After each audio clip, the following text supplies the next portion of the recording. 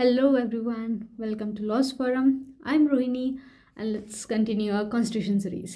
तो Constitution series में आज का हमारा टॉपिक होगा लेट्स सी केस जो हम डिस्कस करेंगे that is an SP Anand versus H D Deve Gowda case 1996.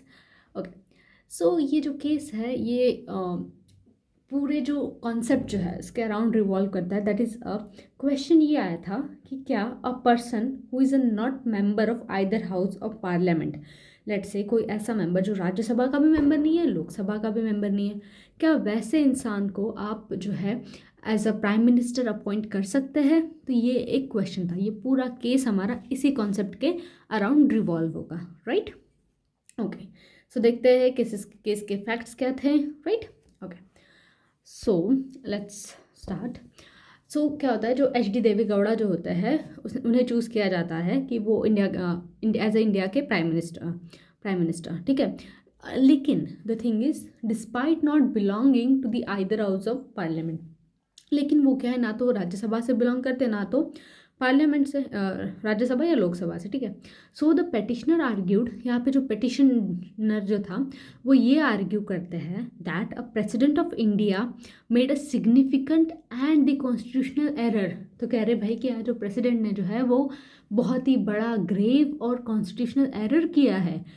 क्यों? क्योंकि ऐसे इंसान को प्राइम मिनिस्टर बनाया जो इनएलिजिबल है to serve the India's prime minister position. क्योंकि ये पेटिशनर के अकॉर्डिंग क्या है कि ये जो प्रेसिडेंट का जो एक्शन है, जो उन्होंने अपॉइंट किया जो एच डी देवेगौड़ा को, ये वॉयलेट करता है article 14, article 21 and article 75 of the constitution. तो हमेशा याद रखना, कभी भी आर्टिकल चैलेंज नहीं होते, उनके जो प्रोविजंस होते हैं, जो कॉन्सेप्ट होता है उसके में, वो चैलेंज होता है. राइट. तो उन्होंने क्या बोला कि भाई एज ये वॉयलेट करते हैं 14, 21 एंड 75 के प्रोविजंस को, तो ये जो है वॉइड होना चाहिए from the start and deserving of being overturn by the suitable summon that could have been impose. Right. तो ये सब कंटेंशन थे. तो अब पेटिशनर के अकॉर्डिंग क्या था कि जो रिस्पोंडेंट है उन्होंने अनलॉफुली डिटेन किया है खुद को, him, and infringe upon his right to personal liberty. Petitioner further claimed that while in custody has been tortured physically. ठीक है. ये सब ये जो है ये तो एक दूसरा अलग इशू है इस केस से. राइट. लेकिन हमारा ये जो केस है ना, ये मेनली इस टॉपिक, ये जो इशू है इसी पे आएगा. पूरा इशू ये है कि क्या भाई क्या कोई ऐसा इंसान जो है प्राइम मिनिस्टर बन सकता है जो दोनों हाउस का जो है, दोनों में से किसी भी हाउस का मेंबर ना हो. ठीक है. तो अब इस केस में देखते हैं कि सुप्रीम कोर्ट ने क्या रीजनिंग दिया, नया क्या कॉन्सेप्ट लेके आया. क्लियर. ओके सो यहाँ पे उन्होंने कहा कि not content with the two decisions render by this court. जो पेटिशनर था वो उसने वंस अगेन क्वेश्चन किया जो appointment of Shri Sitaram Kesri as a minister of state appointment, उनकी भी अपॉइंटमेंट को उसने क्वेश्चन किया. ठीक है. अब इसके बाद क्या होता है, dealing with this submission of high court. तो अलग अलग हाई कोर्ट ने जो है अपने जो फैसले जो है इस पे सुनाए थे पहले कभी. तो dealing with this submission of high court after referring to the article 74 and 75. अब क्या क्या अगर हम 74 और 75 आर्टिकल को अच्छे से देखें तो ये कहते हैं कि जब article 75 clause 5 speak of the minister, जो आर्टिकल 75 क्लॉज 5 क्या है, मिनिस्टर की बात करता है.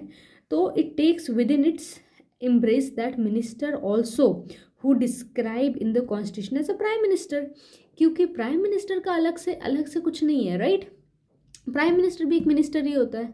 ठीक है. तो एज सच कोई डिफरेंस नहीं है between the minister and the prime minister, क्योंकि ओथ भी सेम होती है. ऐसा नहीं है कि प्राइम मिनिस्टर की एक अलग ओथ होती है, नहीं, वो भी एज अ मिनिस्टर की तरह ही ओथ लेते हैं. और फिर भाई का फिर एक होता है कि भाई ठीक है इनमें से एक जो है वो प्राइम मिनिस्टर है. ठीक है.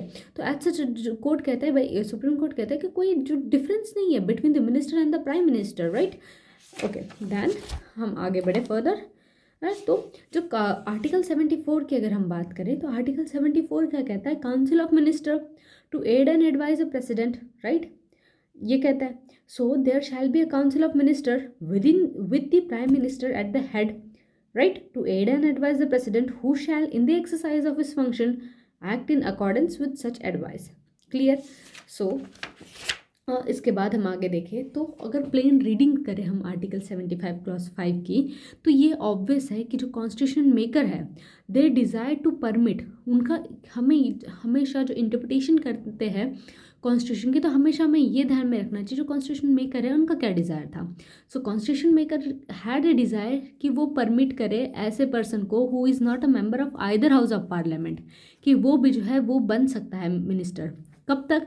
For the period of 6 consecutive month, मतलब लेट्स से आप या मैं कोई भी है हो गया, ठीक है। लेट्स से आपको जो है उन्होंने अपॉइंट कर दिया प्राइम मिनिस्टर, लेकिन आप जो है 6 महीने तक रह सकते हो, और 6 महीने से ज़्यादा रहना तो आपको क्या करना है कि आपको जो है कॉन्सिक्यूटिव 6 मंथ तक तो रहना है, लेकिन फिर आपको 6 मंथ के अंदर अंदर क्या करना पड़ेगा, आपको किसी एक आइदर हाउस का मेंबर बनना पड़ेगा आपको, ठीक है। तो 6 महीने का तो आपके पास वो पीरियड देता है कि ठीक है 6 मंथ आपको दिए हुआ है, clear. So an amendment was to move to provide कि no person shall be appointed as a minister unless at the time of his appointment, right? Then अगर हम आगे बढ़े तो ये जो सबमिशन है, the submission overlook the fact कि जो पर्सन है जो हम अपॉइंट करते हैं as a prime minister is chosen by the elected representative of the people, right. मतलब वो जो लोग हैं रिप्रेजेंटेटिव ऑफ द पीपल वही इसको सिलेक्ट करते हैं, and occupy this position only if you enjoy the confidence of majority. मतलब जो पीएम भी होते हैं वो उस पोजीशन में तब तक रह सकते हैं जब उनके पास जो है मेजॉरिटी हो, राइट। मेजॉरिटी किसकी? इलेक्टेड रिप्रेजेंटेटिव्स की, सारे एमपीज की, एमएलएस की, right. So we must bear in the mind कि जो स्कीम ऑफ आवर कॉन्स्टिट्यूशन है, and if a constitution permit, अगर हमारा कॉन्स्टिट्यूशन ही परमिट कर रहा है ऐसी अपॉइंटमेंट, तो भाई हम कौन होते हैं उस चीज़ को कंटेंट करने वाले, राइट। तो आर्टिकल जो 75 क्लॉज 1 है वो इन्विसार्ज करता है कि जो काउंसिल ऑफ मिनिस्टर होंगे with the prime minister at the head aid and advise the president, right. And जो ओथ होती है, right, the form of oath जो प्रिस्क्राइब है 3rd schedule of Indian constitution में वो सेम है प्राइम मिनिस्टर की एंड मिनिस्टर की, right. So this is not an say that a prime minister does not enjoy the special status. Definitely उनका special status होता है, he does the head of council of minister, but जो responsibility होती है council of minister की to the house of the people जो है वो कलेक्टिव होती है, इंडिविजुअल की नहीं होती है।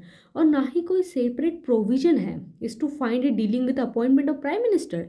कोई कॉन्स्टिट्यूशन में आपको कभी कोई अलग से प्रोविजन नहीं मिलेगा कि प्राइम मिनिस्टर का अपॉइंटमेंट कैसा होता है, right. So there is has such, हमेशा याद रखना एक लाइन आपको उसमें लिख के आनी है कि no difference between prime minister and the minister, right. So as such जो है कोई डिफरेंस नहीं होता है। और देखो ये जो है ना इंग्लिश कन्वेंशन है ऐसा कि इंग्लैंड में क्या होता है ना, इंग्लैंड में अगर प्राइम मिनिस्टर बनना है तो दोनों में से किसी एक हाउस का मेंबर होना जो है उन्हें कंपलसरी होता है। इंग्लैंड में ऐसा नहीं है कि कोई भी इंडिविजुअल को बना सकते हो अपने, वहाँ पे या तो इस हाउस का या तो इस हाउस का, दोनों में से किसी एक हाउस का होना ज़रूरी है, बट इंडिया में ऐसा नहीं है, ठीक है। तो आई होप हमने जो स्टार्टिंग में जो क्वेश्चन रेज किया था कि क्या कोई इंडिविजुअल ऐसा जो दोनों हाउस का मेंबर नहीं है वो भी प्राइम मिनिस्टर बन सकता है, तो answer is definitely yes, okay.